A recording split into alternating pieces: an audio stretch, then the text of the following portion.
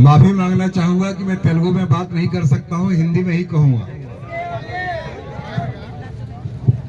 तो कुछ कहने से पहले मैं अपने तरफ से और हमारा संगठन all India insurance employees association की तरफ से आप तमाम साथियों का हार्दिक और क्रांतिकारी अभिनंदन करता हूं।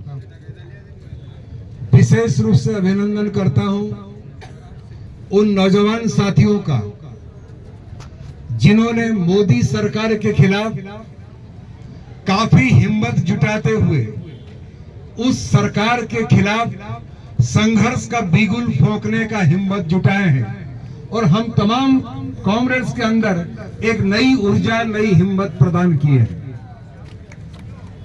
मेरे पहले दो हमारे जो विद्वान साथी अपना वक्तव्य रखे हैं, उनके साथ सहमति जताते हुए अपने संगठन के तरफ से मैं सिर्फ ये कहना चाहूंगा, क्योंकि इस संगठन, इस आंदोलन को हमारे नौजवान, हमारे यूथ लीड कर रहे हैं।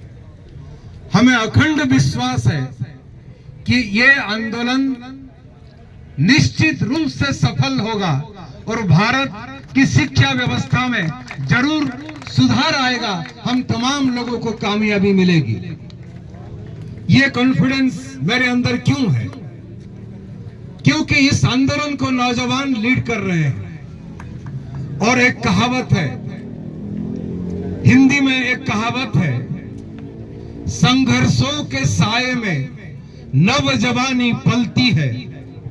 संघर्षों के साए में नवजवानी पलती है।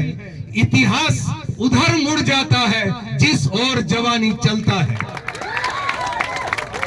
ये संघर्ष जब से शुरू हुआ, विशेष करके 20 तारीख को एक अद्भुत नजारा हम लोगों को दिल्ली जंतर मंतर में देखने को मिला। संसद के अंदर आजकल हम लोग तरस रहे जनतंत्र को खोजते हुए, कहां गया मेरा डेमोक्रेसी? लेकिन दिल्ली के जंतर मंतर में 20 तारीख को पुलिस के दमन के बाद, पुलिस के लाठीचार्ज के बाद, पुलिस के मर्सिलेस बीटिंग के बाद, पुलिस के कैनिंग के बाद हमारे नौजवान बेरहमी से पुलिस पीट रही है, लेकिन वहां दम दिखा करके खड़े हैं, भारत की तिरंगा लेकर के, और अपना ऐलान कर रहे हैं, इस हमारी जनतंत्र, हमारी डेमोक्रेसी, हमारी देश फांसीवाद इसके ऊपर कब्जा करने की जो कोशिश कर रहा है, फांसीवादियों के कब्जों से, उनके चंगुलों से इस देश को जरूर आजादी दिलाएंगे। उनकी ये जो प्रतिबद्धता है, ये काबिले तारीफ है। और कैसा विश्वगुरु हम लोग बनने चले हैं। हम समझते हैं कि एक धर्मेंद्र प्रधान रिजाइन कर देने से कोई गुणात्मक बदलाव आने वाला नहीं है, लेकिन इसे क्वेश्चन ऑफ अकाउंटेबिलिटी, जो गुनहगार है, जो चोर है, he has to go, she has to go. It is a question of accountability in a democratic setup. लेकिन जो लार्जर क्वेश्चन है, मोदी के नेतृत्व में नरेंद्र और धर्मेंद्र शिक्षा को जो बर्बाद कर रहे हैं, किस ओर हमारी शिक्षा व्यवस्था जा रहा है? कोई गरीब, कोई आम आदमी का बच्चा हिंदुस्तान में पढ़ाई नहीं कर सकता है। ये कहने लगे हैं बाय 2047 हम विश्वगुरु बन जाएंगे, लेकिन गोदी मीडिया आपको कहीं नहीं बता रहा है 2013-14 वित्तीय वर्ष में हमारी जो बजट पेश होता है केंद्र सरकार के द्वारा, 2013-14 में टोटल बजट का लगभग 4.6% शिक्षा के लिए खर्च होता था। आज लेकिन मोदी के 12 साल के राज के बाद वो 4.6% से कम होते हुए 2.5% पर पहुंच गया है। तो फिर विश्वगुरु बनेंगे कैसे? मोदी सरकार खुद कह रही है हमारी एजुकेशन का 2 हिस्सा है, एक हायर एजुकेशन, एक है स्कूल एजुकेशन। लेकिन मोदी के 12 साल के राज में कोई गोदी मीडिया आपको ये नहीं बता रहा है 12 साल के अंदर जो हायर एजुकेशन सेक्टर है उसमें जो एलोकेशन होना चाहिए वो लगभग 50% कम हुआ है, और जो स्कूल एजुकेशन है उसमें लगभग 33% कम हुआ है। हम विश्व गुरु बनने का दावा कर रहे हैं, और विश्व गुरु कौन बनेगा? जो नाली से गैस निकाल करके चाय बनाने का दावा ठोकता है वो विश्व गुरु नहीं बना सकता है। जिस आदमी अपने आप को विश्व गुरु कह रहा है लेकिन उसका सर्टिफिकेट मांगने से आपके पीछे पुलिस भेज रहा है, वो विश्व गुरु नहीं बना सकता है। और आज 12 साल के विश्व गुरु के राज में शायद हमारे बहुत एसएफआई के साथियों को मालूम होगा, 12 साल में 1 लाख सरकारी स्कूल बंद हुआ है। 1 लाख सरकारी स्कूल बंद हुआ है और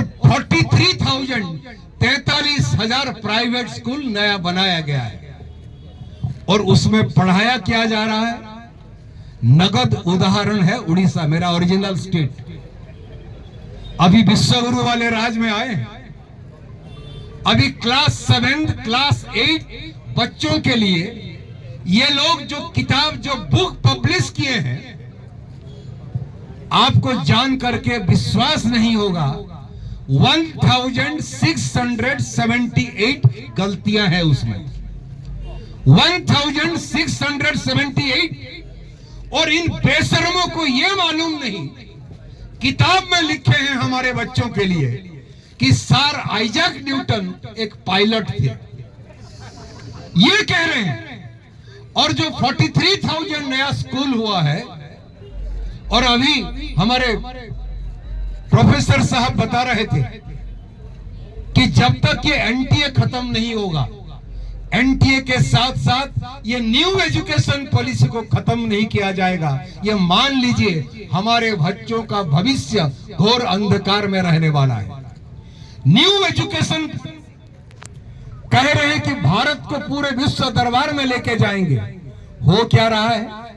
उड़ीसा का एक आईआईटी का प्रोफेसर, आईआईटी मंडी का डायरेक्टर है, वो चापलूसी कर रहा है भारत सरकार की, और न्यू एजुकेशन पॉलिसी के तहत इंडियन नॉलेज सिस्टम के नाम पर ट्रेनिंग देंगे।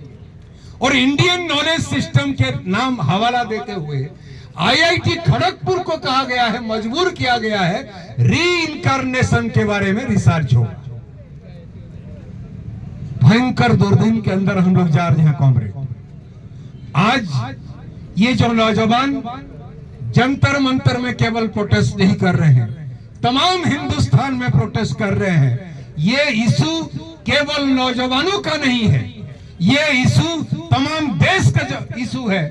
इसीलिए मैं क्रांतिकारी अभिनंदन करना चाहूंगा आईदुआ, CITU, all India agricultural workers union, तमाम संगठनों को आज एक होकर के हमारे एसएफआई के साथियों के नेतृत्व में ये जो प्रदर्शन हो रहा है, ये केवल शिक्षा को बचाने के लिए नहीं है, ये केवल स्वास्थ्य को बचाने के लिए नहीं है, ये केवल एक मंत्री का रेजिग्नेशन का सवाल नहीं है, ये देश को बचाने की समस्या है, ये देश को बचाने का सवाल है।